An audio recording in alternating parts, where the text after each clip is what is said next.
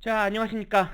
자, 지난 영상에서는요, 제가 추정의 기본 개념에 대해서 말씀드리고, 불편 추정량의 기본 개념에 대해 말씀드렸습니다. 자, 불편 추정량 뭐였죠? 기억나시나요? 네. 다시 한번 중요하니까 설명드리겠습니다. 자, 우리가 모집단의 모수를 알기 위해서 하는 것이 추정이라고 말씀드렸어요. 즉, 모집단의 평균 또는 모집단의 분산, 모집단의 비율을 알기 위해서 샘플링을 하고요. 그 샘플링한 것을 갖고 통계량을 구하죠. 예를 들면 표본 평균, 표본 분산, 표본 비율을 가지고 모분산을 추정을 하려고 하는 겁니다. 그런데 이때 우리는 표본 평균, 표본 분산, 표본 비율이 무엇이 되기 희망하냐? 불편 추정량이 되길 희망한다고 말씀드렸어요. 그렇다면 여기서 말한 불편 추정량이란 뭐냐? 말 그대로 편향되지 않은, 불편하다는 얘기는 편향되지 않은 추정량이란 의미가 되겠습니다. 그래서 그것의 의미는 뭐냐? 샘플링을 한 번 했죠, 우린. 딱 한 번밖에 하지 않았습니다만 이 행위를 무한히 반복했다고 가정했을 때, 샘플링을 무한히 반복했다고 가정했을 때 그것의 평균은 모수와 일치할 거다라는 기대가 있으면 좋겠다는 겁니다. 물론 이번에 딱 한 번 샘플링했기 때문에 그 한 번 샘플링한 추정량이 모수와 일치한다는 보장은 당연히 없어요. 오히려 일치하지 않을 가능성은 더 많을 겁니다. 그렇지만 우리가 무한히 반복했을 때 그것의 평균이 모수와 일치한다는 그런 기대를 갖고 샘플링을 하고 싶다 하는 겁니다. 그것이 바로 불편 추정량의 개념이었습니다. 자, 그러면 지난번 영상에 이어서 제가 조금 더 설명드리죠. 그래서 지난번에 한번 복습하죠. 불편 추정량, 점 추정량 이렇게 있고요. 세타 해시 바로 추정량이 되겠고, 모수 세타는 상수라고 했습니다. 요 모수. 그래서 추정량의 평균이 모수와 일치하는 것. 그래서 그림으로 보면 이걸 보면 되겠죠. 왼쪽이 불편 추정량, 오른쪽 샘플링한 것의 평균이 모수와 떨어져 있다라고 하면 그것은 편의 추정량이라고 말씀드릴 수 있겠습니다. 자, 그래서 우리가 표본 평균의 추정량 x바는 뮤와 일치하는 걸 보여줬고요. x제곱이 시그마 제곱과 일치하는데 우리가 n-1로 나누는 이유가 무엇인지 앞에 영상에서 설명드렸어요. 그 부분 보시면 되겠고요. 피해 또한 한 번에 구한 표본의 비율입니다. 그러니까 100명을 딱 뽑았을 때 예를 들면은 뭐 A 후보를 지지할 확률, A 후보 지지 확률이 60%다라고 하면 모 비율도 60%라고 추정하겠다라는 거예요. 예. 근데 이 행위를 무한히 많이 반복하면 그것의 평균이 일치하지만 이번 한 번이 그것에 해당되는지 안 되는지는 알 길이 없다라고 말씀드렸죠. 자, 그러면 오늘 이 부분부터 다시 시작하겠습니다. 자, 죄송합니다. 불편 추정량의 예제에 대해 한번 살펴보도록 하죠. 자, 여러분들 추정량이 크게 세 가지가 있다 합니다. 자, 우리 예제는 뮤를 먼저 추정하고 싶은 거예요. 그래서 샘플 사이즈 3개를 추정했고요. 그때 확률 변수가 x1, x2, x3 이렇게 세 가지가 있다고 합니다. 이때 모평균과 점 추정량을 이렇게 정의한대요. 첫 번째는 그냥 평균 3분의 x1, x2, x3로 정의하고요. 2번은 뮤트햇은 4분의 x1 플러스 2x2 플러스 x3. 그러니까 요 합이 일치되게끔 되었네요. 반면에 뮤3햇은 5분의 x1 플러스 2x2 플러스 x3가 되겠네요. 각각의 평균을 한번 구해보겠습니다. 각각 기대값이죠. 네. 기대값 구하면 이 xi가 바로 우리는 뮤라는 것을 알고 있기 때문에 요거는 바로 불편 추정량이 되죠. 뮤트 했던 마찬가지입니다. x1이 뮤, EX2는 2뮤, x3 또한 뮤가 되겠죠. 그래서 4분의 4뮤가 되기 때문에 그냥 뮤 이렇게 나오겠습니다. 역시 뮤 해시 그대로 뮤로 일치되는 불편 추정량임을 알 수 있죠. 반면에 뮤3 햇을 보시면 5분의 자 x1, EX2, x3죠. 각각 이렇게 됩니다. 5분의 3뮤예요. 이것이 뮤가 되지 않습니다. 따라서 우린 이 두 가지가 바로 불편 추정량이 되겠고, 오른쪽은 5분 뮤3햇은 편의가 있어서 이것을 편의 추정량이라고 할 수 있겠습니다. 자, 어렵지 않죠? 네. 자, 그런데 같은 불편 추정량이에요. 지금 여러분 앞에 예제에서 뮤1 햇도 불편 추정량, 뮤2 햇도 불편 추정량이었어요. 그러면 아무거나 써도 되냐? 네, 그렇지 않죠. 우리가 추정량을 구할 때는 편향성이 없는 언바이어스드 된 것도 중요한데 언바이어스드 하더라도 우리는 그것의 분산이 작은 것을 고르고 싶습니다. 그래서 이 그림이 그 모든 것을 의미하는 것 같아요. 자, 어떤 확률 분포는 이렇게 뾰족 튀어나오고 같은 불편 추정량인데 여기 보시면 뮤1 햇도, 뮤2 햇도, 죄송합니다. 세타1 햇도, 세타2 햇도, 세타3 햇도, 세타4 햇도 모두 다 이 네 가지 불편 추정량이에요. 네. 불편 추정량은 건 확실합니다. 그죠? 자, 근데 우리는 궁금한 것이 뭐냐? 어떤 걸 고르고 싶냐? 분산이 작은 걸 구하고 싶다는 거예요. 즉, 세타1 햇을 구하고 싶다는 것이죠. 이렇게 우리가 여러 불편 추정량이 있을 수 있지만 그 중에 가장 작은 분산을 가지는 추정량, 그걸 사실 최대 효율 추정량이라고 합니다. 네.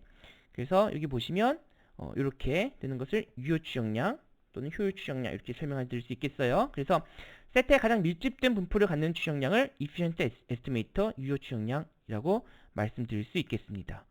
그렇다면 여기는 뭘 구해야 돼요? 네, 각 여러 불편 추정량이 있지만 그 중에 분산을 미니마이즈 하는 것을 우리는 선택하겠다 하는 것입니다. 자, 다음과 같이 정의되는 추정량 세타에서의 표준 편차를 세타에서의 표준 오차라고 하고요. 네, 역시 뭐 표준 오차를 미니마이즈 하나, 분산을 미니마이즈 하나 다 같은 개념이라고 말씀드릴 수 있겠어요. 자, 그럼 앞에 예제 1에서 뮤1 햇과 뮤2 햇이 모두 불편 추정량이었는데 그 중에 더 유효한 효율성이 높은 추정량은 누구냐, 무엇이냐, 그거 구해보자라는 겁니다. 자, 여기 보시면 각 VXI가 각각의 시그마라고 볼 수 있겠고 각 관찰치의 관찰값의 표준 편차는 일치한다라고 보겠습니다. 그렇다면 우리가 여기 보시면요, V 3분의 X1 더하기 X2 더하기 X3죠. 네, 이렇게 있을 때 이거는 어떻게 나오죠? 9분의 1 V X1 더하기 X2 더하기 X3죠. 네, 그 다음 안 써도 여기 똑같이 나옵니다. 각각의 여기는 이렇게 될 수 있는 것은, 이렇게 넘어올 수 있는 것은 바로 서로 독립일 때 가능한 겁니다. 코베리언스가 없는, 공분산이 없는 서로 독립일 때 이렇게 나오게 되겠고, 각각의 시그마 제곱이죠. 네, 각각 시그마 제곱, 시그마 제곱, 시그마 제곱해서 9분의 3 시그마 제곱인 3분의 1 시그마 제곱이 되겠습니다. 어렵지 않죠. 그럼 뮤텟도 마찬가지입니다. 요 앞에 개수 4분의 1이 16분의 1로 앞으로 나오겠고요. V, X1, EX2, X3니까 VX1 플러스 6이 VEX는 4VX로 나오고 요 X가 VX가 시그마 제곱이니까 4시그마 제곱을 쓸 수 있겠죠. 여기 시그마 제곱, 4시그마 제곱, 시그마 제곱 해서 연산해 보면 8분의 3 시그마 제곱이에요. 이걸 비교하기 위해서 통분해 보면 24분의 8 시그마 제곱, 요건 83, 24분의 9 시그마 제곱입니다. 어느 게 더 분산이 작을까요? 요게 더 분산이 작죠? 더 작은 값, 즉 뮤2 1 햇이 더 유효한 추정량이다. 그러니까 각각 나오면 각 관찰치를 더해서 그냥 n으로 나눈 것이 불편 추정량이기도 하고 유효성도 높다. 다른 말로 하면 분산도 더 작다. 이렇게 볼 수 있겠습니다. 자, 그래서 이렇게 우리가 뮤1 햇처럼 구한 것이 뮤에 대해서 편향되지도 않고요. 불편성을 갖는 유효 추정량이다 라고 볼 수 있겠습니다. 그래서 세타가 모수에 대해서 불편성도 갖고 유효성도 갖는다. 분산도 작고 편향되지도 않으면 우리 그것을 그런 추정량 세타 햇을 최소 분산 불편 추정량이라고 얘기하고요. Minimum Variance Unbiased Estimator라고 하고 MVUE라고 쓰기도 합니다. 그러니까 MVUE라고 써있다. 최소 분산 불편 추정량이 써있다라고 하면 네, 편의성도 없고요. 분산도 매우 제일 작다. 네, 분산도 작다. 요걸 의미한다는 거예요. 아시겠죠? 네. 자, 그래서 표본 평균이 중앙값, 네, 가운데 값보다 더 좋은 효율성을 갖는 추정량인 것으로 알려져 있다. 그래서 샘플이 클수록 유효성이 크다는 사실을 이용하면 당연히 샘플이 n보단 2n인 것이 더 좋은 것이 됨을 알 수 있습니다. 무슨 말씀이냐면 x1부터 xn까지 더하나 x1부터 x2n까지 더하나 이것은 모두 다 똑같아요. 예. 똑같이 우리가 평행성이 없게 불편하게 나오게 됩니다. 그렇죠. 각각의 이것도 뮤가 되겠고요. 이것도 뮤가 될 겁니다. 그렇지만 분산은 달라요. 분산은 이게 n으로 나눠져 있으니까 n제곱분의 1로 나오겠고요. 그렇죠. 얘는 2n으로 나왔으니까 2n제곱분의 1로 나오니까 이게 어떻게 되겠습니까? 4n제곱분의 분산이 2n개 있지 않습니까? 관찰치가 2n개 있지 않습니까? 그죠? 그러니까 시그마 제곱이 2n이 있으니까 2n 시그마 제곱 되겠죠? 그러니까 2n분의 시그마 제곱이에요. 이거는. 반면에 이거는 개체가 n개 있죠? 그러니까 시그마 제곱에 n개 있기 때문에 n 제곱분의 n 시그마 제곱해서 n분의 시그마 제곱입니다. 분산 어느 게 더 작습니까? 당연히 이게 더 작죠? 예, 이게 더 작습니다. 따라서 우리는 샘플이 늘면 늘수록 분산이 작아진다는 거예요. 그러니까 더 유효하다라고 말씀드릴 수 있겠죠. 그래서 우리가 사실 그 샘플을 늘렸을 때 평균만 본다면 불편성은 샘플 사이즈가 작으나 크나 똑같습니다. 둘 다 불편 추정량이긴 해요. 예. 하지만 분산 자체가 샘플이 크면 클수록 분산이 작아진다. 즉 더 유효하다라고 말씀드릴 수 있습니다. 그래서 우리 샘플을 크게 가져가야 하는 이유가 바로 MVUE 최소 분산 불편 추정량 관점에서 보더라도 샘플을 크게 가져가자. 이렇게 말씀드릴 수 있겠습니다. 자, 지금까지는 점 추정에 대해서 쭉 말씀드렸고요. 다음은 이제 구간 추정에 대해서 한번 말씀드리고자 합니다. 자, 우선 최소 분산 불편 추정량 MVUE로 유의를 선정해서 모수를 구했어요. 그리고 포인트 에스티메이션 점 추정을 했습니다. 아무리 분산이 작다 하더라도 여러분들 정확하게 딱 그 값을 찾아낼 수 있을까요? 어쨌든 분산이 크든 작든 오차는 존재할 수밖에 없습니다. 오류는 항상 갖고 있어요. 그래서 우리가 점 추정을 하기보다는 어떤 우리가 모수, 참값을 포함할 것으로 믿어지는 구간을 추정하는 구간 추정을 가져가자. 즉 구간으로 이야기하겠다라는 것입니다. 자, 그래서 이때 참값이 구간 안에 포함될 것으로 믿어지는 미리 정해놓은 확신의 정도, degree of freedom 이렇게 말씀드릴 수 있는데 사실 이거보다는 저는 이 표현보다는 우리 교재에 쓰는 표현보다는 그냥 신뢰 수준이란 표현을 좀 쓸게요. 네. 믿어도 되는 정도, 같은 믿어도 되는 정도인데 좀 더 많은 책에서 confidence 레벨이라고 쓰고 있습니다. 신뢰 수준. 즉 우리 구간이 참값을 포함할 것이라고 믿어도 되는 정도를 신뢰 수준이라고 말씀드릴 수 있겠어요. 자, 제가 신뢰도란 말을 안 쓰는 이유는 나중에 산업공학과 학생들 그 신뢰성 공학 배울 때 신뢰도가 나와요. 그래서 거기서 혼돈될까봐 제가 굳이 여기서는 신뢰도라는 표현 대신에 신뢰 수준이라고 쓰겠습니다. 자, 그러면 이거 보세요. 자, 이게 세타 모자 없죠? 모수입니다. 네.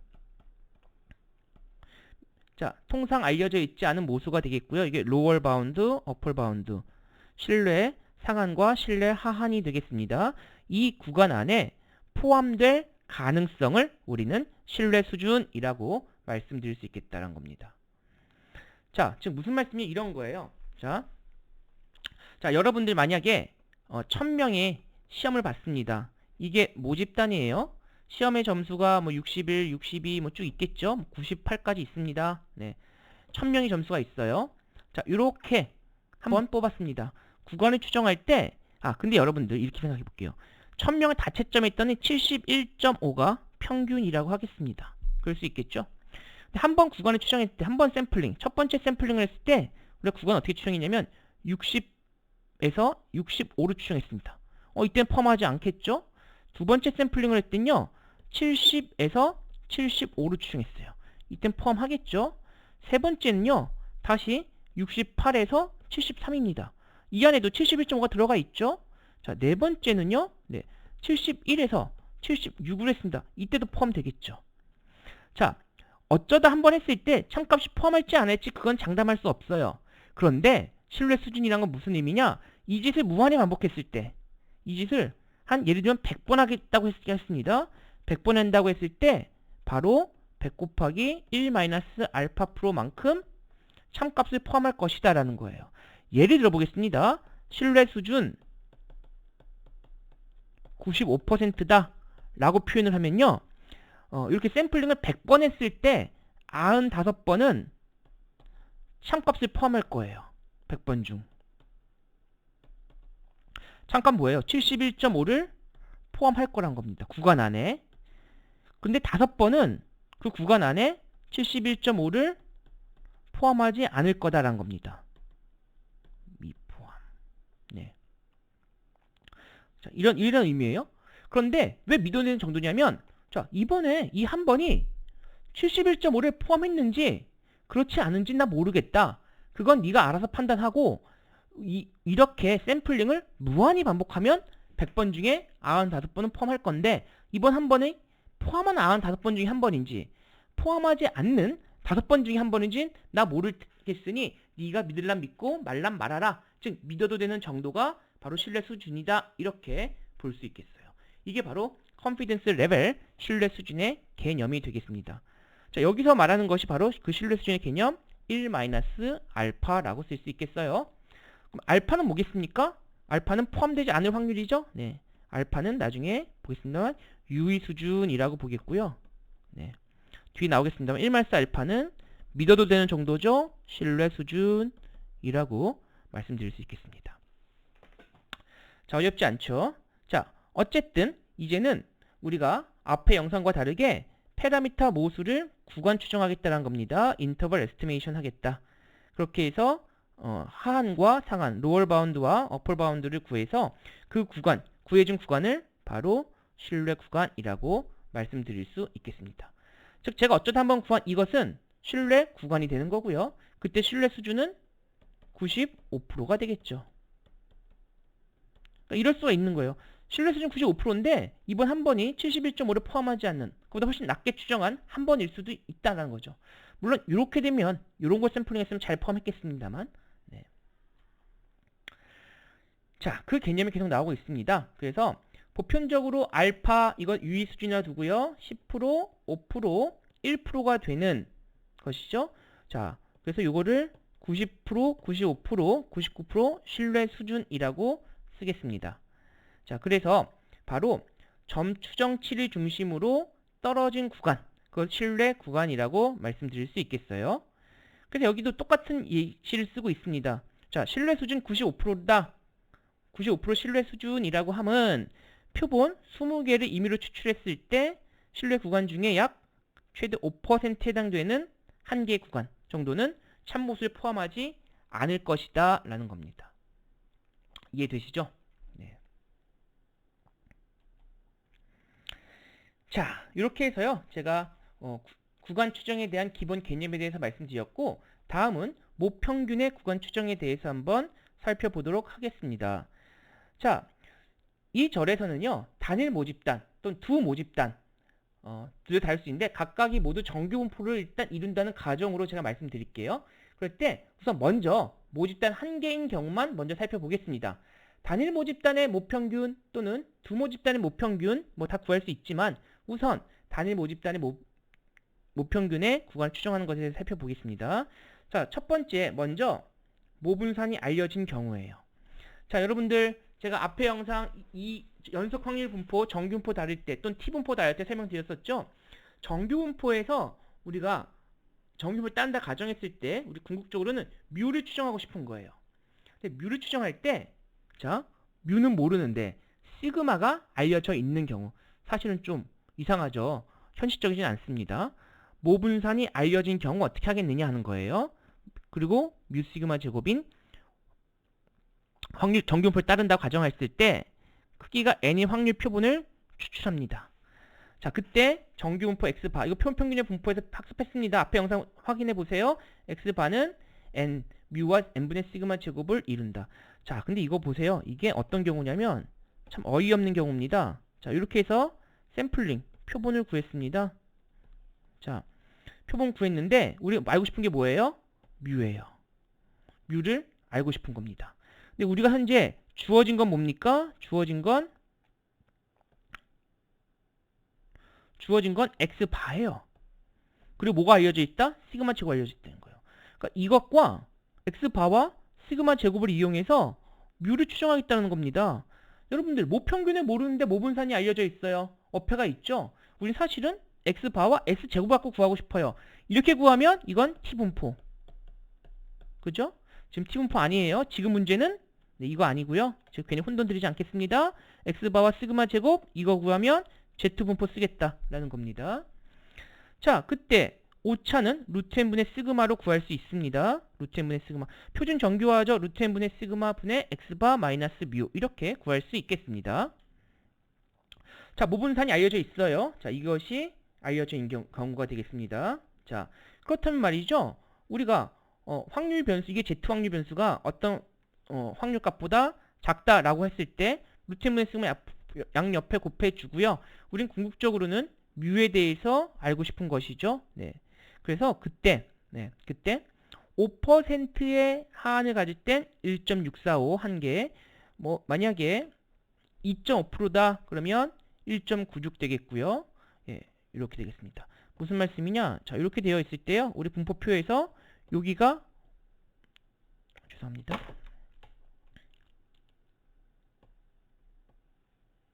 자, 여기가 5%가 되는 값은 1.645가 되겠고요. 여기가 더 작은 2.5%가 되는 저 값은 1.96. 더 작은 저 끝에 있겠죠? 네. 이게 0.5%가 되는 것은 2.58이 되겠다는 겁니다. 네. 이렇게 구간을 구할 수 있겠고, 그때 z값이 주어지죠? 그때 z값을 곱하면서 루트 n분의 시그마를 곱해주면 그것이 바로 오차에 대한 한계로 정의할 수 있겠습니다. 자, 그래서 예제 한번 살펴보죠. 자, 표준 편차가 2인 정규 모집단에서 10개의 자료를 샘플링을 했습니다.